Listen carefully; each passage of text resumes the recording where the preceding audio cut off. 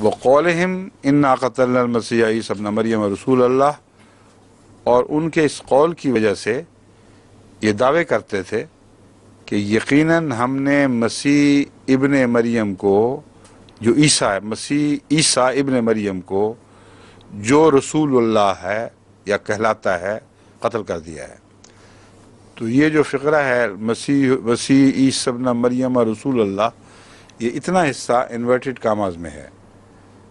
تان کے طور پر وہ کہتے تھے کہ یہ جو بنا پھرتا ہے مسیح، جو اپنے آپ کو رسول اللہ کہتا ہے، اسے ہم نے قتل کر دیا ہے۔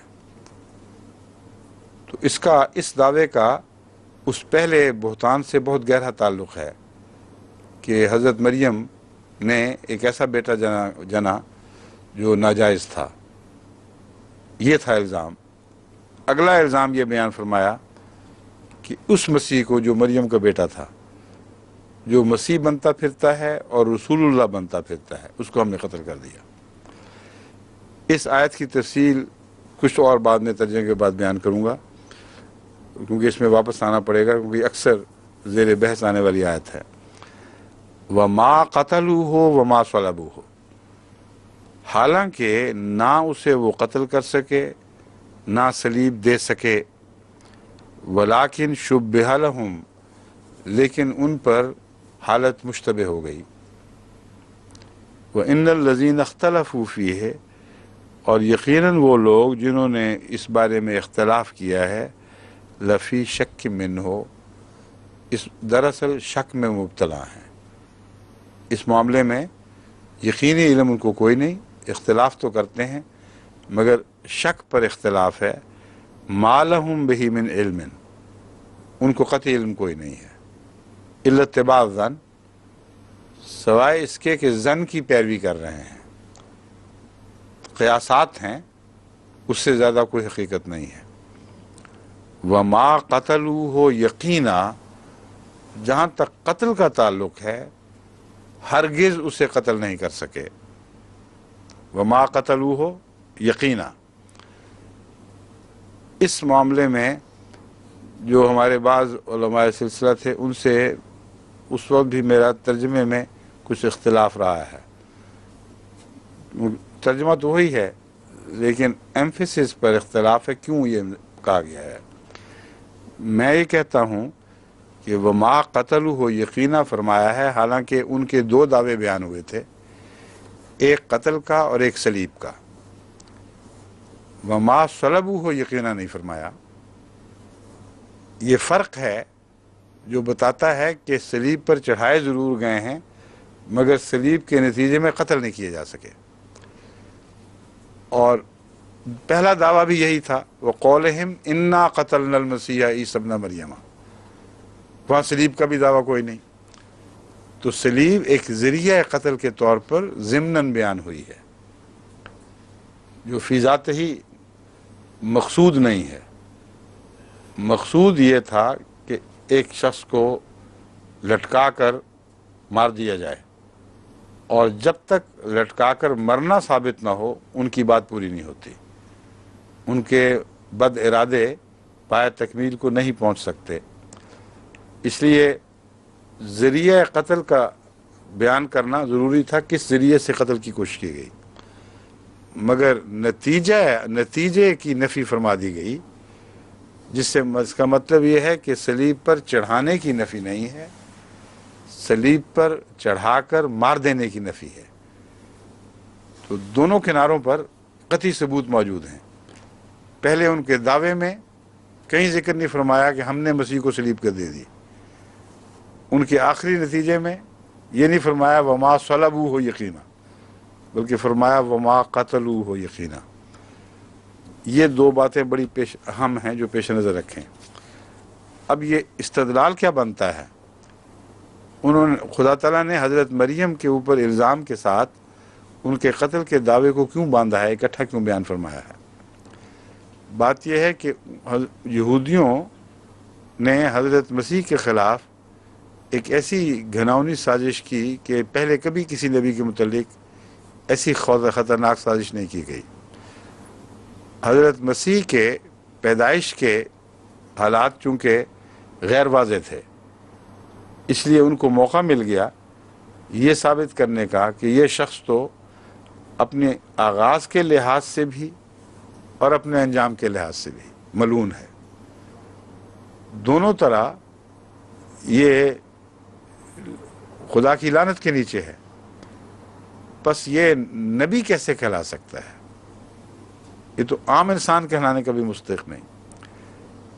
اور جہاں تک پیدائش کا اشارہ ہے، اس کے متعلق تو مسلمہ یہود کا یہ ایمان چلا آ رہا تھا کہ جو شخص ولد الزنا ہو، جو ناجائز اولاد ہو، وہ ملعون ہوتی ہے۔ اور دوسری طرف بائبل میں یہ ایک پیشگوئی تھی کہ اگر کوئی جھوٹا دعوے دار ہو کہ خدا مجھ سے کلام کرتا ہے، اس کے پیغمبر ہونے کا دعوے دار ہو، تو اس کو لکڑی پر، درخت پر لٹکا کر مارا جائے گا۔ اگر وہ مر جاتا ہے تو پھر اس کا قطعاً جھوٹا ہونا ثابت ہو جائے گا، کیونکہ جو جھوٹا ہے وہی مارا جاتا ہے، سچا لٹکے ہوئے نہیں مارا جائے گا۔ تو اب انہوں نے یہ سازش کی کہ دونوں طرف لعنتیں اکٹھی کر دو تاکہ اس لعنت سے یہ نکل ہی نہ سکے کسی طرح۔ اور لعنت کہتے ہیں دوری کو، جو خدا سے دور ہو اس کو ملعون کہتے ہیں۔ تو ایک جس کا آغاز ہی لعنت سے ہوا، جس کا انجام لعنت پر ہوا، وہ کہتا ہے میں مسیح ابن مریم اور رسول اللہ ہوں۔ تو اگر یہ کہتا تھا تو ہم نے اس کو قتل کر دیا۔ اور اللہ فرماتا ہے وَمَا قَتَلُوهُ یقینا، وہ ہرگز اس کو قتل نہیں کر سکے۔ پہلا جو حصہ ہے اس سے لعنت کی نفی اللہ نے یہ فرمائی کہ عالم الغیب خدا ہے، وہی بہتر جانتا ہے کہ اصل حقیقت کیا تھی۔ خدا نے جب فیصلہ فرما دیا کہ بہتان عظیم ہے، تو پھر پہلی لعنت تو خدا کے فرمان سے اتر گئی۔ اگر آخری لعنت اٹھ جائے تو اس بات کا ثبوت مل جائے گا کہ پہلا دعویٰ بھی درست ہے۔ اور آخری لعنت اٹھانے کے متعلق یہ بحث آ رہی ہے ساری، کہ اس حد تک وہ ناکام رہے ہیں کہ مسیح کے انجام کے متعلق بحثیں تو کرتے ہیں، مگر کسی کو یقینی علم نہیں کہ کیا ہوا۔ اور قتل کا ثبوت اس کی لاش سے مہیا ہوتا ہے۔ اور یہی وجہ تھی کہ یہود نے بہت زور مارا کہ حضرت مسیح کی لاش ان کے ہاتھ آ جائے، یہاں تک کہ پائلٹ کے پاس بھی پہنچے اور اس کو کہا کہ وہ بہت سخت مکار انسان تھا، ہو سکتا ہے وہ مرا ہی نہ ہو اور پھر باہر آ جائے اور یہ کہے کہ دیکھو میں مردوں سے جی اٹھا ہوں۔ اس لیے ہمیں اس کی لاش کے اوپر دسترس ہونی چاہیے۔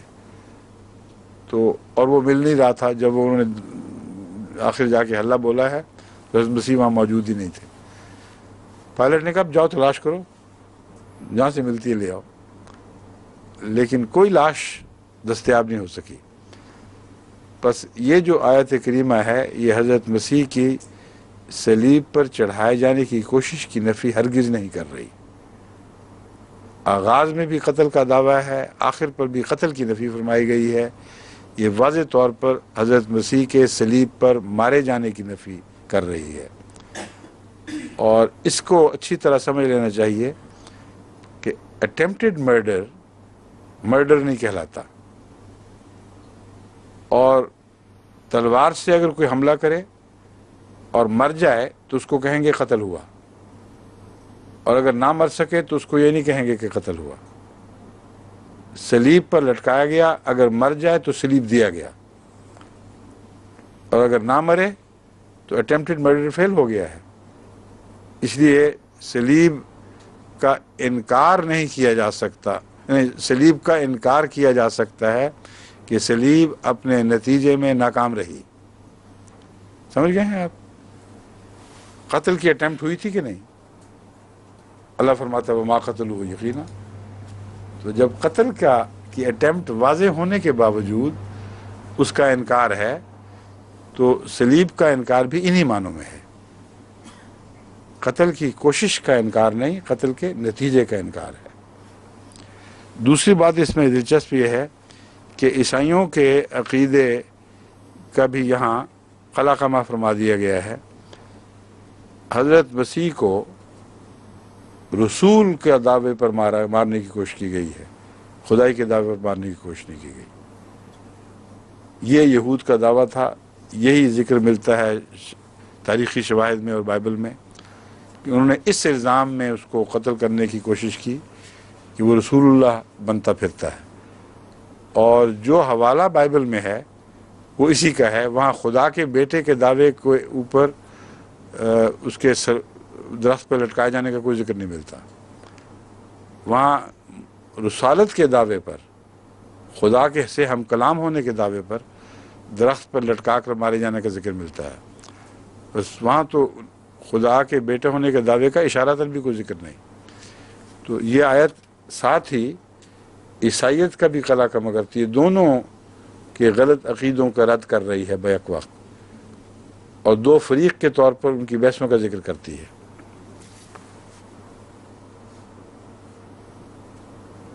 اب شبہ لہم کا ترجمہ،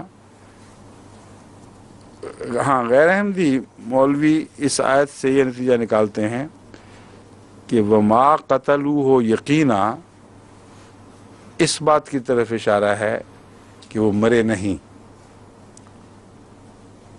سمجھے ہیں؟ کہتے ہیں بڑا کھلا کھلا فرمایا گیا ہے، وما قتلوہ یقینا، وہ ہرگز اس کو قتل نہیں کر سکے، تو پھر گئے کہاں؟ کہتے ہیں یہ سوال اٹھا تھا، اگر قتل نہیں کر سکے تو کہاں چلے گئے؟ کہتے ہیں دیکھو قرآن شریف پڑھو، بل رفع اللہ الیہ، قتل نہیں کر سکے بلکہ اللہ نے اس کو اپنی طرف اٹھا لیا۔ بس یہ آیت قطعی ثبوت ہے حضرت مسیح کی زندگی پر کہ وہ اب تک زندہ ہیں، وہ قتل نہیں ہوئے اور اللہ نے ان کا رفع کر دیا، اس لیے یقیناً وہ زندہ ہیں۔ وَقَانَ اللَّهُ عَزِيزٌ حَكِيمًا، اللہ اس بات کا طاقت رکھتا ہے، وہ غلبہ رکھتا ہے ہر چیز پر، اور حکمت بھی رکھتا ہے۔ یہ حکمت والے حصے پہ تھوڑا سا بدکتے ہوں گے وہ، کیونکہ یہ جو طریق خدا کی طرف منسوب کر رہے ہیں وہ حکمت سے خالی ہے۔ تو لفظ حکیمہ پر آ کر ان کا گھبرانا ایک طبی بات ہے، اس لیے اب دوبارہ اس پہلو سے اس آیت کی طرف ہم لوٹتے ہیں۔ رفع کا کیا مطلب ہے اور بل کا یہاں کیوں ذکر ہے؟ اس سے پہلے یہ بتانا ضروری ہے کہ انکار ہے حضرت مسیح کے قتل کا یعنی ان کا انسانی ذرائع سے مر جانے کا، انسانی کوششوں کے نتیجے میں غیر طبی وفات، وہ وفات جو از خود خدا کے قوانین کے تابع آتی ہے۔ اس کے علاوہ اگر انسان کسی کو مارنے کا ارادہ کرے اور کامیاب ہو جائے تو اس کو غیر طبی موت کہتے ہیں، جو عام حالات سے الگ ہے، اس میں انسان کی کوشش کا دخل شامل ہو جاتا ہے۔ یہ ہے وہ چیز جس کا انکار ہوا ہے۔ چنانچہ ایک دفعہ ایک مولوی صاحب میرے پاس تشریف لائے اسی آیت کو لے کر، ربا کی بات ہے پرانی، کہ یہ آیت میں آپ کو بتاتا ہوں قطعی طور پر حضرت عیسیٰ کی وفات کا اعلان کر رہی ہے، اس کی زد سے ناممکن ہے کہ آپ نکل جائیں کسی طرح۔ میں نے کہا مولوی صاحب بیٹھے تشریف رکھے، میں نے ان سے پوچھا کہ مولوی صاحب آپ کے والد صاحب قتل ہو گئے تھے؟ کہتے نہیں۔ میں نے کہا دادا جان؟ شکر ہے وہ بھی نہیں ہوئے تھے۔ کہتے وہ قتل نہیں ہوئے تھے۔ میں نے کہا وہ زندہ ہیں ابھی تک؟ کہتے نہیں۔ تو میں نے کہا خدا تو یہ کہہ رہے صرف وما قتلوہ یقینا، یہود قتل نہیں کر سکے، یہ کہاں لکھا ہے کہ اللہ بھی نہیں مار سکا؟ تو جس کے قتل کی نفی ہو اس کی موت ثابت ہوتی ہی نہیں۔ جو الزام ہے وہ یہ ہے کہ قتل کیا گیا ہے، جواب یہ قتل نہیں کیا گیا۔ اس سے یہ کہاں سے نکلا ہے کہ وہ زندہ موجود ہے؟ بل کے بعد پھر یہ کہنا چاہیے تھا بلکہ وہ زندہ موجود ہے، یہ کہ نہیں فرمایا گیا۔ جہاں تک رفع کا تعلق ہے، میں نے ان کو سمجھایا کہ آپ کی دلیل کے کوئی بھی معنی نہیں بنتے، کیونکہ یہاں رفع کا تعلق صرف موت سے نہیں ہے۔ دو الزام ہیں خدا کے، خدا نے جو بیان کیے ہیں۔ ایک یہود کا پہلا الزام، ایک یہود کا دوسرا الزام، اور بل جو ہے ان دونوں کے بعد آیا ہے۔ اور پہلا الزام یہ ہے کہ پیدائشی طور پر لعنتی، دوسرا الزام تھا ہم نے قتل کر دیا اور بائبل کی روح سے اس کو لعنتی ثابت کر دیا، اس کا انجام لعنتی ہوا۔ یہ لعنت کا رد ہونا چاہیے، کیونکہ جو پیدائشی طور پر لعنتی نہ ہو اس کا یہ ثبوت نہیں ہوتا کہ اس کو اللہ آسمان پہ اٹھا کے لے جاتا ہے۔ اس سے بالکل بے تعلق بات ہے۔ خدا نے بریکٹ میں دونوں چیزوں کو بیان کر کے حضرت مسیح کے آغاز اور ان کے انجام کی بحث کو چھیڑا ہے، اور بل ان دونوں کی نفی کرتا ہے جو حضرت مسیح پر یہودی جھوٹے الزام لگاتے تھے، ان کی ماں کے الزام سمیت یا ان کی پیدائش والے الزام سمیت۔ رفع کہتے ہیں قرب الہی کو، اور قرب الہی کا برعکس کیا ہے؟ لعنت۔ تو بل کا لفظ ضروری تھا۔ وہ یہ باتیں کر کے ثابت کرنا چاہتے ہیں کہ جس کی پیدائش بھی لعنتی ہو، جس کا انجام بھی لعنتی ہو، وہ ایک ملعون شخص ہے، اس میں کوئی شک نہیں۔ اللہ فرماتا ہے پیدائش کے مطابق ہمیں اعلان کر دیا کہ تم جھوٹ بولتے ہو، مگر کوئی دنیاوی گواہی تو کوئی نہیں بن سکتی، لیکن قتل کے متعلق ہم چیلنج کر رہے ہیں کہ تم جھوٹے ہو، اور دنیاوی گواہی بھی اس بات پر قطعی ہے کہ تم جھوٹ بول رہے ہو۔ پس نتیجہ یہ نکلا کہ تم ملعون ثابت نہ کر سکے، بل رفع اللہ الیہ، بلکہ ان صعوبتوں سے گزرنے کے نتیجے میں جو خدا کی خاطر اس نے اٹھائیں وہ اور بھی زیادہ قرب الہی کا مستحق ہوا، اور خدا نے اسے اپنے قریب کر لیا۔ یہ ہے ترجمہ جو صحیح ترجمہ ہے۔ اور بل رفع اللہ الیہ میں یہ بحث بھی ضرور اٹھتی ہے کہ رفع کا معنی لفظاً کیا ہے، قرآن کریم نے اس کو کن معنوں میں استعمال فرمایا ہے، حدیث نے اس کو کن معنوں میں استعمال فرمایا ہے، اور الہی کی ضمیر کس طرف جا رہی ہے۔ جب اس پہلو سے دوبارہ اس ٹکڑے پر غور کرتے ہیں تو غیر احمدی مولویوں کی ہر دلیل پارا پارا ہو جاتی، کچھ بھی باقی نہیں رہتا۔ رفع کا لفظ جب خدا اٹھا رہا ہو کسی انسان کو، اس حوالے سے ذکر ملے، خواہ قرآن میں ملے یا حدیث میں، جسمانی طور پر اٹھا کر کہیں لے جانے کا کوئی اشارہ نہیں ملتا۔ درجات کی بلندی انبیاء کے ذکر میں اور دوسرے بزرگوں کے ذکر میں اللہ درجات کا لفظ بھی استعمال فرماتا ہے کہ اللہ نے ان کے درجات بلند فرمائے، اور بعض جگہ درجات کی بلندی کا ذکر نہیں بھی کرتا، تب بھی قطعی طور پر یہ مخالف علماء کو بھی ماننا پڑتا ہے کہ رفع سے مراد جسمانی طور پر کھینچ کر اوپر لے جانا نہیں۔ چنانچہ قرآن کریم میں اس کی مثال ملتی ہے بلم باور کی۔ نام تو اس کا نہیں لیا، مگر مفسرین کہتے ہیں کہ اس شخص کا جس کا ذکر ملتا ہے بلم باور نام تھا۔ اس کے متعلق اللہ تعالیٰ فرماتا ہے وَلَوْ شِئْنَا لَرَفَعْنَاهُ بِهَا وَلَكِنَّهُ أَخْلَدَ إِلَى الْأَرْضِ۔ اس کو ہم نے کچھ صفات عطا فرمائی تھیں جن کے ذریعے اس کو قرب الہی نصیب ہو سکتا تھا۔ وَلَوْ شِئْنَا لَرَفَعْنَاهُ بِهَا، اگر ہم چاہتے تو ان کے ذریعے اس کا رفع کر لیتے، وَلَكِنَّهُ أَخْلَدَ إِلَى الْأَرْضِ، لیکن وہ بدبخت زمین کی طرف جھک گیا۔ اب اس کا ترجمہ اگر جسمانی رفع لیا جائے تو اس آیت کے مقابل پر زیادہ قرین قیاس ہے،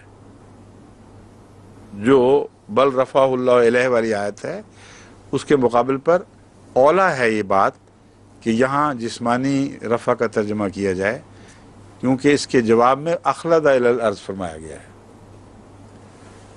قتل کا برعکس رفع نہیں ہے، ناجائز پیدائش کا برعکس رفع نہیں ہے، بغیر زمین میں جھکنے کا برعکس رفع ہے، جسمانی رفع۔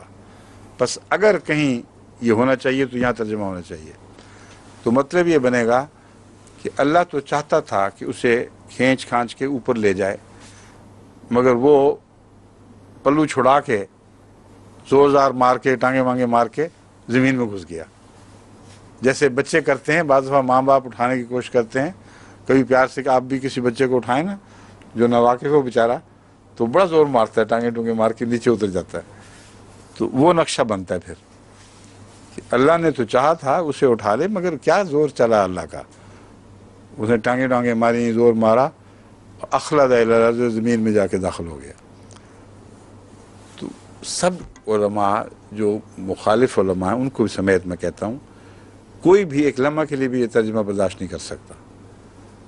وہ ترجمہ یہاں یہی کرتے ہیں کہ روحانی رفع اس کا ہو سکتا تھا، صفات اس میں ایسی تھیں کہ جس سے وہ اونچا اٹھایا جا سکتا تھا، لیکن اس نے چونکہ زمین کی طرف جھکنا پسند کر لیا، اس لیے اللہ نے اس کو اپنے حال پر چھوڑ دیا۔ یہ تو قرآن میں رفع کا لفظ ہے، اور انبیاء میں رفعناہم درجات کا لفظ ملتا ہے، ہم نے ان کے درجات بلند کیے، وہاں بھی رفع درجات کے لیے ہے۔ حدیث میں رفع کے دو ذکر ملتے ہیں، اور بھی ہیں مگر اس تعلق میں ایک سجدہ بین السجدہ سجدتین جو دعا ہے اس میں ورفانی کا ذکر ملتا ہے، اے اللہ ہمارا رفع فرما دے۔ یہ بھی میں اکثر جو پرانے زمانے میں سوال و جواب ہوا کرتے تھے مولویوں کے ساتھ، تو انہیں کہا کرتا تھا کہ سجدہ کر لیا اور سجدہ اتنا دوبھر ہوا کہ دوسرے سجدے سے پہلے دعا کر دی کہ مجھے اٹھا ہی لے اللہ میاں یہاں سے، یہ جو مصیبت پڑی ہے تیرے حضور جھکنے کی، اسے چھٹی دلا، اب مجھے یہاں سے سیدھا اوپر اٹھا لے۔ تو کیوں نہیں اٹھایا؟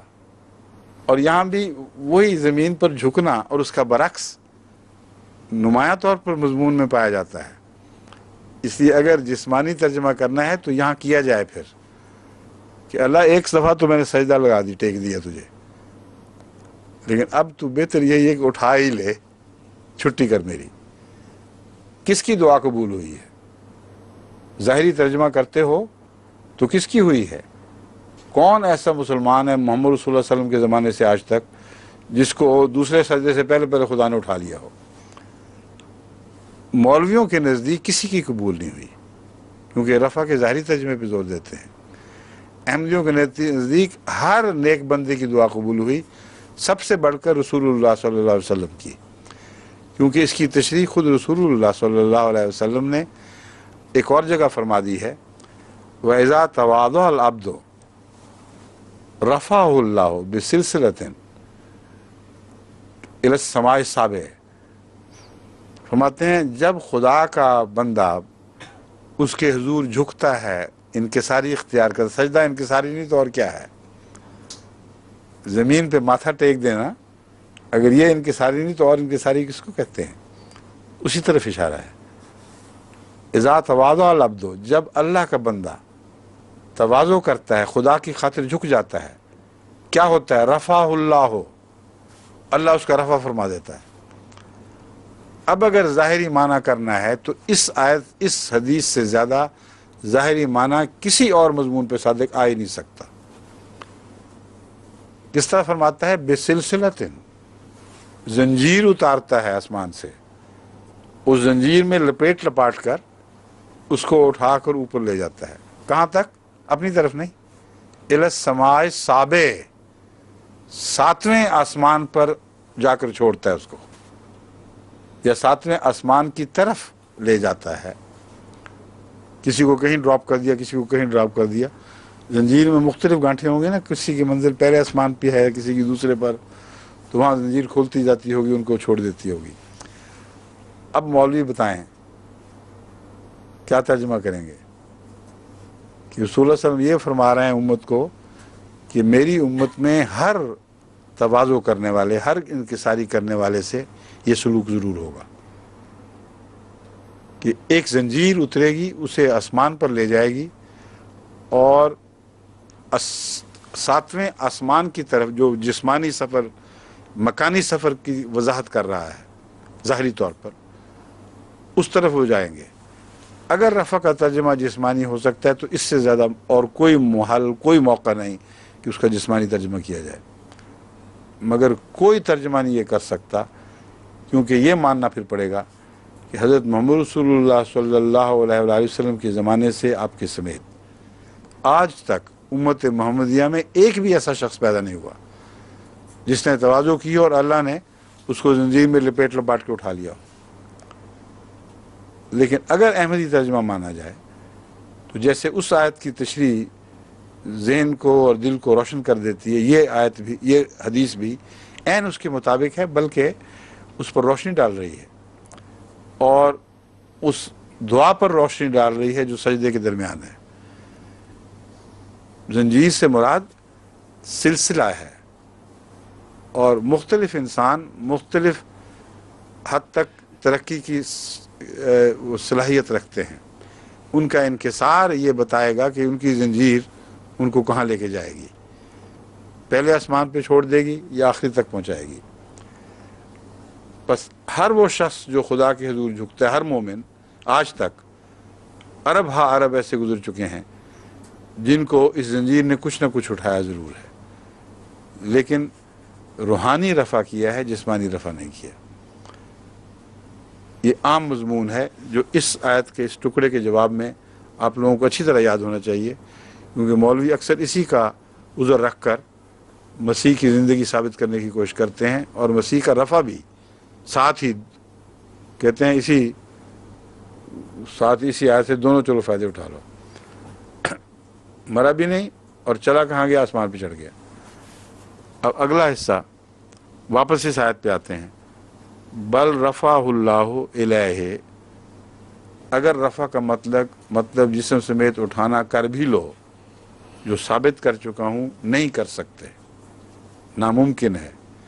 اللہ جب رفع کرتا ہے بندوں کا تو جسمانی طور پر اس طرح اٹھاتا نہیں، قرآن حدیث سے ثابت ہے. اگر کر بھی لو تو یہ پھر دیکھنا کدھر گئے. متواضع بندے تو 7ویں آسمان کی طرف جاتے ہیں، حضرت مسیح کدھر گئے؟ الاللہ. الہ کا مطلب ہے اللہ کی طرف. تو اب وہ اللہ کی طرف ڈھونڈنی پڑے گی. جب تک اللہ کی طرف نہ ڈھونڈی جائے اس وقت تک حضرت مسیح کے جسم کو حرکت ہو ہی نہیں سکتی.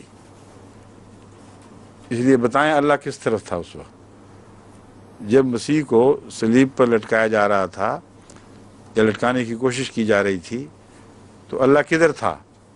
مشرق کی طرف تھا یا مغرب کی طرف؟ شمال یا جنوب؟ اوپر تھا کہ نیچے تھا؟ اینما تولوا فثم وجہ اللہ. اللہ نور السماوات والارض، وہ تو آسمانوں میں بھی ہے، زمین میں بھی ہے. جدھر تم منہ کرو، نیچے کرو، اوپر کرو، دائیں بائیں، ہر طرف خدا موجود ہے. تو حضرت مسیح کا رفع کدھر ہوا، اب یہ دیکھنا ہے.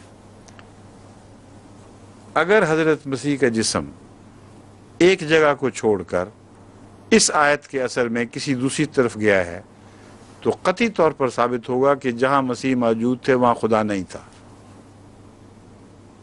تو اس کا ملعون ہونا تو ثابت ہو گیا. الٹی بات ہو گئی. جہاں مسیح تھے وہاں تھے جہاں خدا نہیں تھا، اور جہاں خدا نہ ہو وہی لعنت کی حالت ہے. اور وہاں سے خدا نے پھر نعوذ باللہ من ذالک اس حالت سے ہٹا کر اپنی حالت کی طرف منتقل کیا. وہ کیا تو کس طرف کیا؟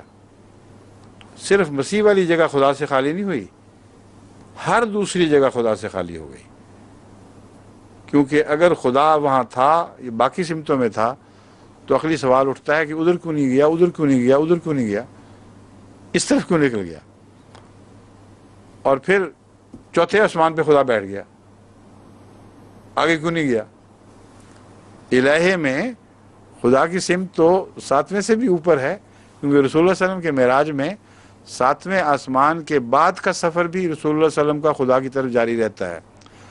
روحانی معنوں میں تو ایک لامتناہی مضمون ہے، مگر یہ جسمانی بات کرتے ہیں تو آسمان کی طرف انہوں نے جو فرضی بنایا ہوا نا آسمان، اس طرف کہتے ہیں گیا.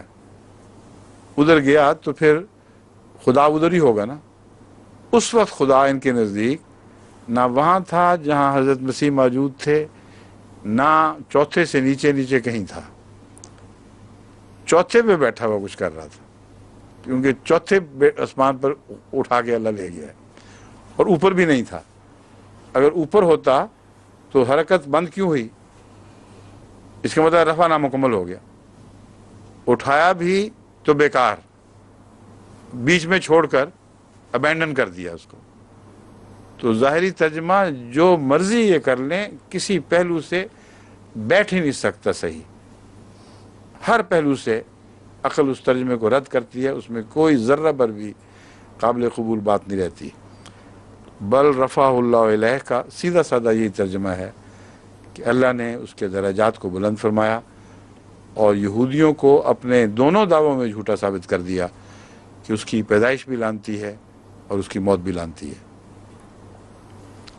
وَقَانَ اللَّهُ عَزِيزًا حَكِيمًا، اللہ بزرگی والا ہے، بلند شان اور عزت والا ہے اور غلبے والا ہے اور حکیم بھی ہے۔ یاد رکھنا، قادر تو ہے مگر بے حکمت بات نہیں کرتا۔ تو یہ جو منسوب کر رہے ہیں خدا تعالیٰ کی طرف حرکت، یہ حکمت سے آ رہی ہے۔ یہ پہلو بھی جماعت کے حق میں ایک بڑی بھاری دلیل ہے کہ خالی عزیزاً یا قدیراً نہیں فرمایا بلکہ حکیماً فرما دیا ہے۔ اور جو یہ منسوب کرتے ہیں کہانی حضرت مسیح کی طرف اور واقعہ صلیب کی طرف، وہ کلیتاً حکمت سے خالی ہے۔ ان کا سیناریو جس کو انگریزی میں کہتے ہیں تناظر، وہ یہ ہے کہ اللہ تعالیٰ نے حضرت مسیح کو صلیب پر چڑھنے ہی سے بچا لیا۔ اب چڑھنے سے بچا لیا، کس طرح بچایا؟ وہ کہتے ہیں ایک یہودی کو مسیح کی شکل دی گئی، نعوذ باللہ من ذالک، اور ایسا مکمل مسیح بنا دیا گیا اس کا کہ اس کو آپ بھی نہیں پتا تھا کہ میں مسیح نہیں ہوں، اور شکل بھی اور روح بھی اس کی بالکل مسیح کی ہو گئی۔ چنانچہ فرشتے اترے، انہوں نے آسمان پہ چھت کھودی، مغورچہ بنایا ہے، یعنی ایک کھلا سوراخ کیا، اس کو مولوی مغورچہ کہتے ہیں۔ تو مغورچہ بنایا، اس میں سے نیچے اتارا اس جھوٹے مسیح کو، نعوذ باللہ من ذالک، اس کو اتارا، اصلی مسیح کو اٹھایا اور اوپر چڑھے۔ ان کو ذرا ایک منٹ ہے نا، ہم چھت بند کر لیں۔ پھر انہوں نے اس کی مرمت کی مکمل، یہاں تک کہ کسی کو کوئی شبہ نہیں پڑا رہا کہ یہاں سوراخ ہوا کرتا تھا، مکمل اسی طرح چھت۔ پھر مسیح کو لیا، اوپر اڑ گئے۔ کہاں جا کے چھوڑا؟ چوتھے آسمان پہ۔ اللہ کے بچانے کی ترکیب۔ یہ حکمت جو ہے، یہ مولوی کو تو زیب دیتی ہے، خدا کو تو بالکل زیب نہیں دیتی۔ اس لیے یہ حکمت سے آ رہی ہے، ایک ساری سکیم ہی حکمت سے آ رہی ہے۔ حد سے زیادہ جاہلانہ سکیم بنتی ہے اگر اس کو ظاہری طور پر مانا جائے۔ ایک تو نبی کو اتنا ذلیل کر دینا کہ اس کی شکل کا ایک بدبخت کافر بنا دینا، اور اس کے ماں کو ذلیل کر دینا، اس کے ماننے والوں کو ذلیل کر دینا کہ اس کافر کی لاش سے لپٹ لپٹ کے روئیں اور اس کو بوسے دیں اور اس کو احترام سے اٹھا کر لے کے جائیں۔ یہ مذاق یہود سے کر رہا تھا اللہ تعالیٰ، یہ اپنے پیاروں سے مذاق کر رہا تھا۔ اتنا جاہلانہ تصور ہے کہ تصور کو جوتیاں مارنے کو دل چاہتا ہے۔ ایسا ذلیل تصور بڑے مزے سے کہتے ہیں نعوذ باللہ من ذالک، قرآن کریم نے یہ فرمایا ہے۔ اور پھر آگے کیا ہوا؟ کون جیتا؟ یہود جیتے کہ اللہ جیتا؟ اس ترکیب کے بعد یہود کو کیا دکھائی دیا؟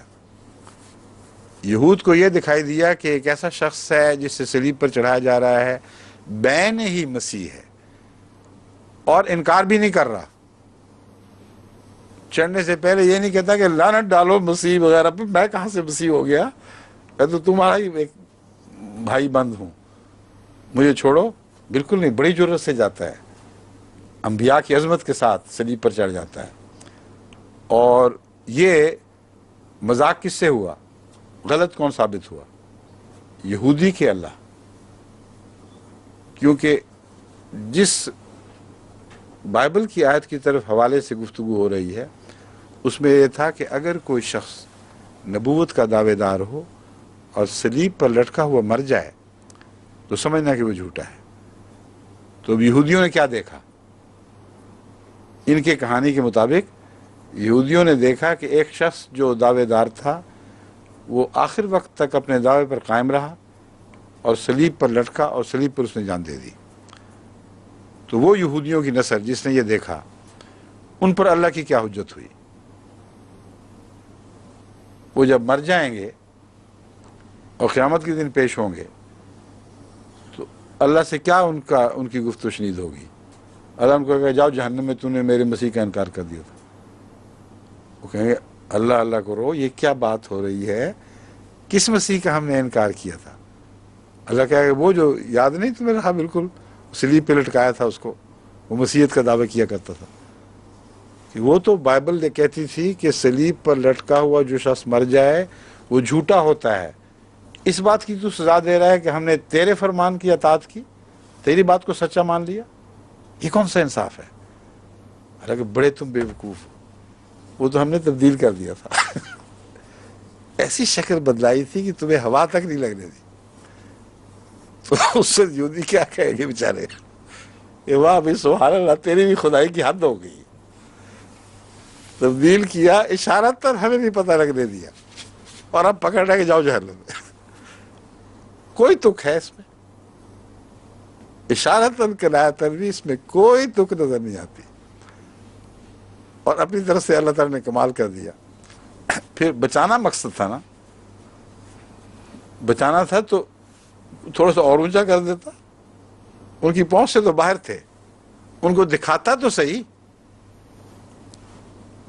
جن کو ذلیل کرنا تھا، جن کو شکست دینی تھی، جن پر ثابت کرنا تھا کہ تم جھوٹے ہو، ان کو دکھاتا، وہ چڑھتا اوپر جس طرح وہ غبارہ چڑھ جاتا ہے، اور دکھاتا یہ گیا مسیح دیکھو، اور کوئی ان کی پیش نہ جاتی، پھر وہ مان جاتے تو آرام سے اتار لیتا دوبارہ ان کو، لیکن چھپا کے ایسے دھوکے سے چڑھایا ہے کہ ہوا تک لگنے نہیں دی۔ اور کہاں تک ان کی ریچ تھی؟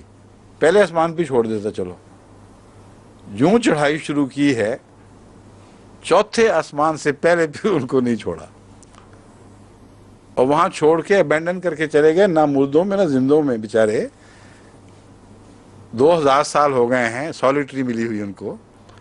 مولویوں کو 10 سال قید تنہائی مل جائے تو چیخیں نکل جائیں ان کی، وہ کہہ رہے تنہائی ہے، اس لیے ہے کہ روحوں کا وہاں دخل کوئی نہیں، وہ جنت یا جنت سے پہلے جو تیاری کا مقام ہے اس میں غیر مردے کے داخل ہونے کا کوئی امکان نہیں ہے، وہاں ہیں وہ انبیاء اور ان کی روحیں۔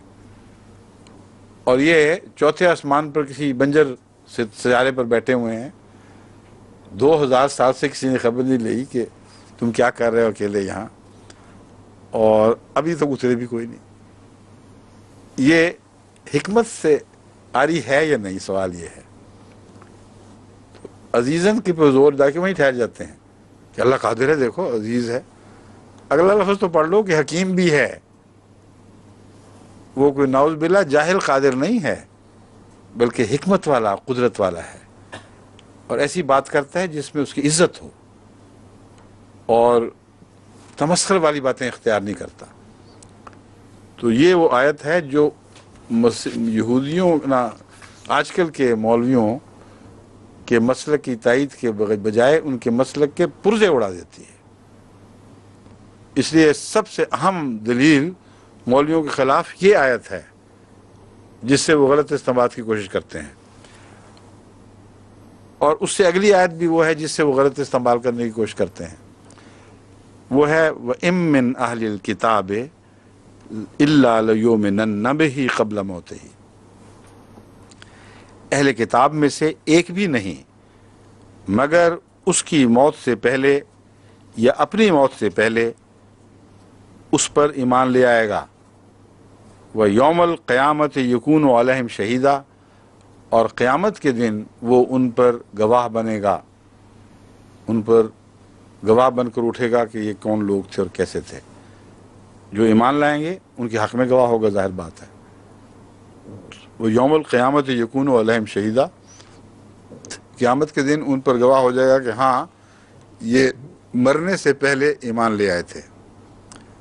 اب اس آیت میں سوال یہ ہے کہ کس کے مرنے سے پہلے کون ایمان لایا؟ یہ جو ضمیر ہے من یوم نن بہی قبل موت ہی، ہی سے کیا مراد یہ ہے؟ ایک ترجمہ یہ ہو سکتا ہے اہل کتاب میں سے کوئی بھی ایسا نہیں مگر وہ اپنی موت سے پہلے مسیح پر ضرور ایمان لے آئے گا. ٹھیک ہے؟ اس صورت میں مسیح زندہ ہو یا نہ ہو اس سے کوئی تعلق نہیں ہے. اس کا مطلب یہ ہے کہ وہ جو اہل کتاب اس وقت موجود تھے ان میں سے ایک بھی ایسا نہیں ہے جو اس واقعہ صلیب کے بعد دراصل اس پر ایمان لانے پر مجبور نہ ہو، کیونکہ وہ دیکھ لیں گے کہ ہمارے ہاتھ سے نکل گیا، وہ دیکھ لیں گے کہ ہم اس کو لعنتی موت دینے میں ناکام رہے.